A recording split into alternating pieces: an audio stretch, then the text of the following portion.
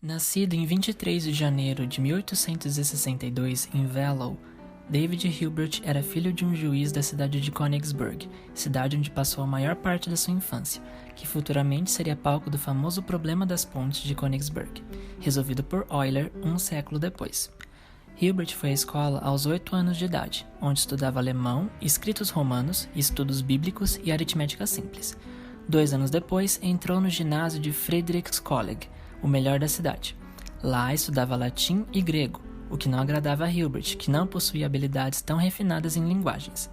Sua matéria preferida era não estranhamente matemática, pois não necessitava de memorizações, considerada fácil e de pouco esforço requerido por ele. Aos 14 anos de idade, Hilbert entra na Universidade de Königsberg, uma das mais prestigiadas da época, tendo como professora de matemática nomes como Jacobi, considerado na época o segundo melhor matemático da Europa, depois de Gauss, Richelot, sucessor de Jacobi, e Franz Neumann, fundador do primeiro instituto teórico de física numa universidade da Alemanha. Na universidade, Hilbert conheceu 2 pessoas que se tornariam as mais importantes da sua trajetória: Hermann Minkowski, também estudante, e Adolf Hurwitz, professor da universidade, dando início às famosas caminhadas da macieira que os 3 amigos faziam todos os dias às 17 horas. Durante essas caminhadas, os 3 debatiam sobre problemas de matemática e seus pensamentos e entendimentos sobre eles, além de planos para suas vidas. Em 1885, Hilbert recebe o seu doutorado em filosofia, aos 23 anos. Como sugestão de seu amigo Hurwitz, Hilbert vai à Universidade de Leipzig para trabalhar ao lado de Felix Klein, professor da universidade que ganhou notoriedade pelos seus estudos na teoria das funções automórficas, que combina geometria, teoria dos números, teoria de grupos, teoria dos invariantes e álgebra de uma só vez.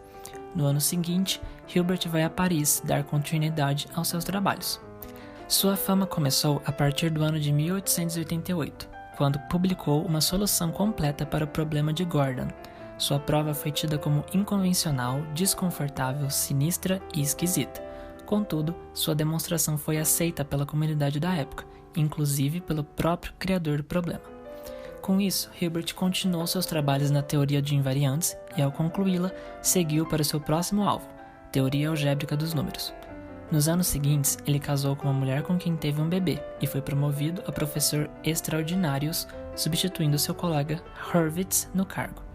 Neste mesmo período, Hilbert começou seus estudos na teoria algébrica dos números, que considerava ser uma estrutura de beleza e harmonia raras. Em seus estudos, apresentou uma nova prova da fatoração única dos anéis de inteiros em primos ideais nos corpos de números.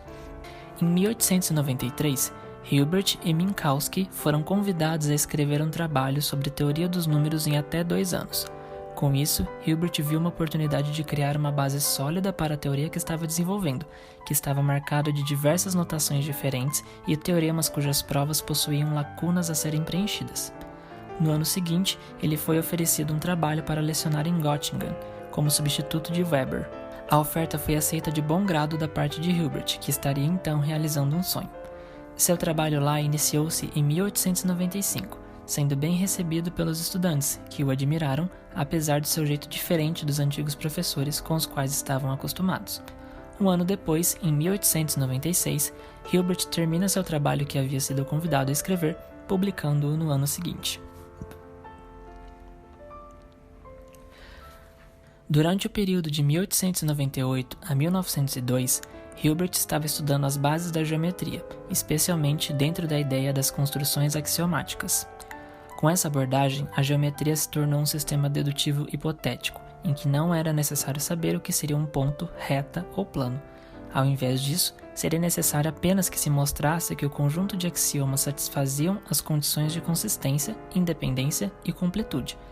Dessa forma, o mesmo conjunto de axiomas poderia ser utilizado para formar a base de teoremas que se aplicariam igualmente a mesas, cadeiras e canecas de cerveja, por exemplo.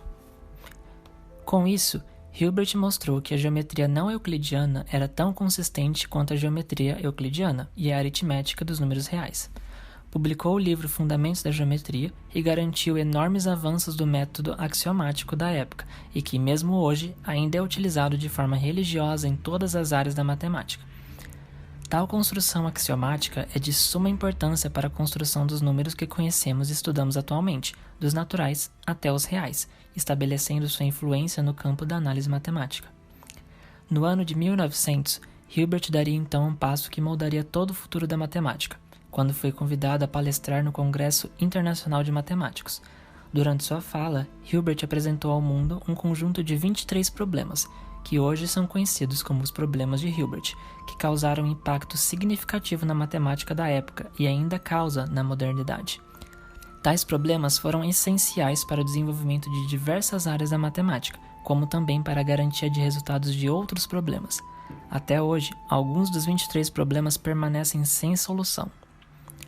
Nos anos seguintes, Hilbert deu continuidade aos seus estudos em teoria dos números, como também na teoria dos conjuntos, apoiados em Cantor.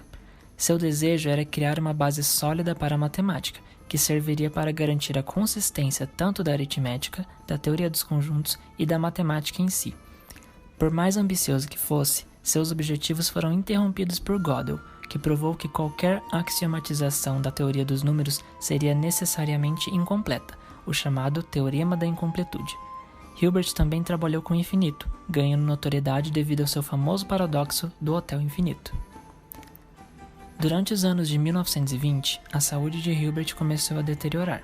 Sua carreira estava no fim em 1928 e 2 anos depois se aposentou do cargo de professor na Universidade de Göttingen. Sua última aula foi sobre teoria dos invariantes, tópico este que trouxe fama a ele no começo da carreira. Ele seguiu uma vida isolada após isso, com a memória começando a dissipar. Aos seus visitantes, apenas respondia de forma atenciosa às questões sobre matemática, mas não tanto entendíveis. Na primavera de 1943, David Hilbert morreu aos 81 anos de idade.